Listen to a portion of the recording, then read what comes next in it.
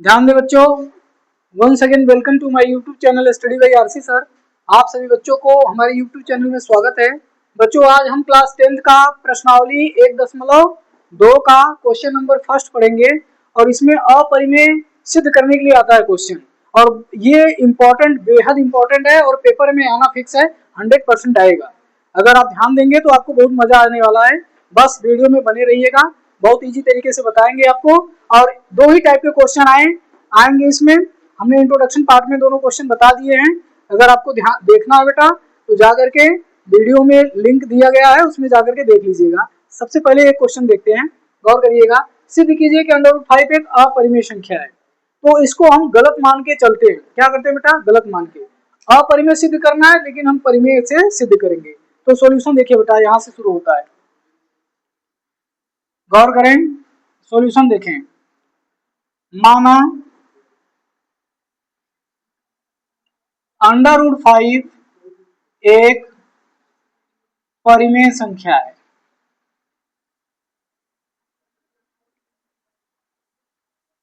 अगर ये परिमेय है तो ये p/q के रूप में लिखा जाएगा, या तो a/b के रूप में लिखें, यानी अपान में लिखेंगे तभी तो परिमेय माना जाएगा।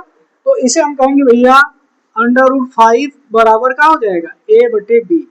और हमारा एक उद्देश्य होता है कि जो रूट में वैल्यू दिया गया है उसको हमको हटाना है, और रूट तभी हटेगा बेटा जब हम उसका स्क्वायर करेंगे। तो हम लिखेंगे दोनों पक्षों का वर्ग करने पर। क्या लिखेंगे भैया? दोनों पक्षों का वर्ग करने पर। जब दोनों पक्षों का वर्ग करेंगे तो ये रूट में से रूट हट जाएगा। चलिए यहाँ पे लिख लेते हैं, यहाँ a/b का भी वर्ग कर दिए। अब यहाँ गौर करें, जब रूट में रूट की मल्टीप्लाई होती है तो रूट हट जाता है। तो ये आ जाएगा 5 और यहाँ आएगा a²/b²। अब इसकी मल्टीप्लाई यहाँ कर दीजिए तो 5b² बराबर का हो जाएगा a²। इसे इक्वेशन नंबर 1 मान लीजिए ना। आ जाइए बेटा, इसे इक्वेशन नंबर क्या करेंगे? 1 मानेंगे। अब गौर करें भाई, अब ये देखिएगा b को यहीं छोड़ेंगे और इस 5 से डिवाइड कर देंगे, a²/5 हो जाएगा। और यहाँ पे कुछ लिखेंगे, लिखना ये है कि a² 5 से विभाजित है, a² 5 से विभाजित है, 5 से विभाजित है तो a भी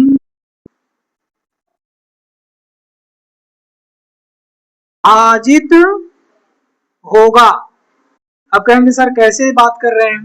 तो देखो बेटा, जो अपान में होता है उसका मतलब डिवाइड होता है। अगर आपको नहीं समझ में आता तो यहाँ देख लीजिए, a²/5 हो जाएगा।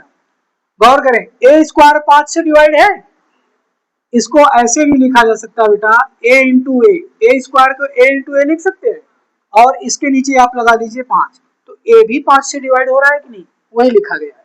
ठीक, फिर इसके आगे एक और प्रोसेस करते हैं, मानते हैं, इसको डिलीट कर रहा हूं। फिर आगे मानेंगे भैया, माना, फिर से माना, क्या माना? a बराबर 5c। अब ये मानना पड़ेगा, थोड़ा सा समझिए। अगर यहाँ पे रूट में 5 दिया है तो a बराबर 5c होगा। अगर रूट में 2 दिया है तो a बराबर √2 होगा। रूट में 3 दिया है, a बराबर √3 होगा। यानी कि a किस पर लागू होगा? √2 पर लागू होगा, √3 पे लागू होगा, √5 पे, √7 पे, √11 पे। यानी जितनी भी अभाज्य संख्याएं हैं, अगर वो करड़ी में है तो सेम पैटर्न करना है बेटा, बस नंबर चेंज करने हैं आपको, घबराने की बात नहीं है। बस क्या करेंगे, a बराबर 5c। अब इसका मान उठा करके समीकरण 1 में रखेंगे, लिखेंगे a का मान समीकरण 1 में रखने पर, जब आप 1 में रखेंगे ना भैया, 1 यही है, इसे उतार लीजिए, 5b² बराबर क्या है? a²। तो a की जगह पे रखेंगे 5c। गौर करें बेटा, इधर ध्यान दें, 5b²। अब इसे रखेंगे 5c का स्क्वायर a की जगह पे, चूंकि a की वैल्यू हमने माना है तो 5 बचे 25 हो जाएगा। यहाँ 5b², इधर 25c²।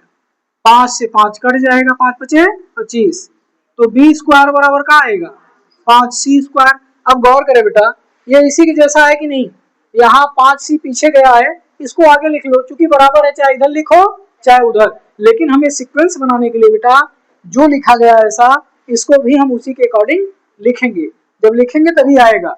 गौर करें, इसको लिख लीजिएगा 5c² बराबर b², फिर वही काम करना है जो वहां पे किए थे, c² बराबर क्या हो जाएगा b² बटे 5, फिर इसी ब्रैकेट में लिखेंगे, क्या लिखेंगे भैया, वही लिखेंगे b², क्या लिखेंगे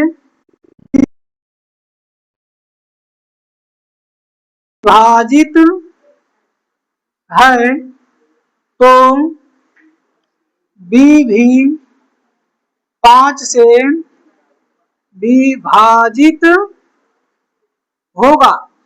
अब लिखने वाला प्रोसेस आ गया, यहां तक लिख लिए, अब लिखने वाला प्रोसेस रहेगा ए और बी में कम से कम एक उभयनिष्ठ गुणनखंड 5 है, परंतु इस तथ्य से विरोध उत्पन्न होता है कि ए और बी सहअभाज्य संख्या है। सहअभाज्य संख्या का मतलब को प्राइम नंबर, और को प्राइम नंबर का मतलब जिसका एचसीएफ 1 है। और यहाँ ध्यान दीजिएगा, यहाँ आपके 5 मिल रहे हैं, इसमें भी 5 है, तो एक तो 5 मिल रहा है और एक अकेला सबका भी होता है, तो इसमें 5 और 1 दो एचसीएफ मिल रहे हैं, लेकिन मिलना चाहिए क्या 1, तो ये विरोध उत्पन्न होता है, यही कह रहा है, देखिए गौर करें। अतः ए और बी में कम से कम एक उभयनिष्ठ गुणनखंड 5 है, परंतु इस तथ्य से विरोध उत्पन्न होता है कि ए और बी सहअभाज्य संख्या है। ये विरोध उत्पन्न होता है कि ए बी क्या है सहअभाज्य संख्या है। यह विरोध हमारी गलत कल्पना के कारण हुआ है। किसके कारण हुआ है, हमारी गलत कल्पना के कारण, क्योंकि हम गलत स्टार्टिंग में ही मान लिए थे कि ए अंडर 5 क्या है परिमेय संख्या है, इसलिए ये गलत, हमारे यहाँ गलत कल्पना के कारण विरोध उत्पन्न होता है कि √5 क्या है परिमेय संख्या है, अतः √5 अपरिमेय संख्या है। इस तरह से ये प्रूफ होता है।